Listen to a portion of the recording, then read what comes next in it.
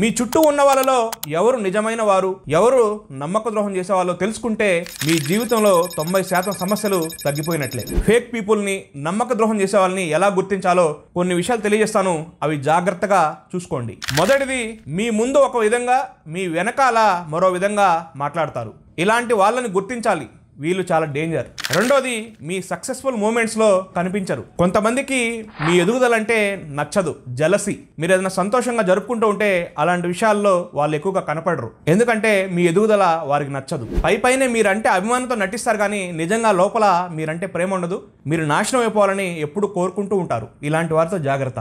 3, మీ గురించి పర్సనల్ విషయాలు తెలుసుకోవడానికి ఎక్కువగా క్యూరియాసిటీ చూపిస్తూ ఉంటారు. అంటే మిమ్మల్ని ఎక్కువగా ప్రశ్నలు అడగడం, మీ గురించి ఎక్కువగా తెలుసుకోవాలనుకోవడం. అందరినీ నమ్మొద్దు, చాలా జాగ్రత్తగా ఉండండి. అందరూ మీ మంచి కోరుకునే వాళ్ళు ఉండరు. 4వది, ఏదైనా సహాయం కావాలన్నా, ఏదైనా అవసరం ఉంటేనే మీ దగ్గరకు వస్తూ ఉంటారు. అంటే వాళ్ళకి ఏదైనా అవసరం ఉన్నప్పుడు, ఏదైనా సమస్య ఉన్నప్పుడే మీ దగ్గరకు వస్తారు. మిమ్మల్ని పొగుడుతూ ఉంటారు. మీ దగ్గర ఏదో ఒక సహాయం తీసుకుంటూ ఉంటారు. మీరు కష్టాల్లో ఉన్నప్పుడు, మీరు ఇబ్బందుల్లో ఉన్నప్పుడు మీ దగ్గర కనిపించరు. మీ దరిదాపుల్లో కూడా ఉండరు. అవసరానికి మాత్రమే మిమ్మల్ని వాడుకునే ప్రయత్నం చేస్తారు. ఇలాంటి ఫేక్ పీపుల్ని గుర్తించి జాగ్రత్తగా ఉండండి. ఫేక్ పీపుల్ని దూరం పెట్టడమే కాదు, వాళ్ళని గుర్తించగలగాలి. మీ లైఫ్ బాగుండాలన్నా, మీరు సంతోషంగా ఉండాలన్నా, మీ భవిష్యత్ బాగుండాలంటే ఫేక్ పీపుల్ని గుర్తించండి, వారిని దూరం పెట్టండి. నేను చెప్పింది కరెక్టా కదా? తప్పకుండా కామెంట్ చేయండి. ఈ వీడియోని లైక్ చేసి ప్రతి ఒక్కరు షేర్ చేయండి.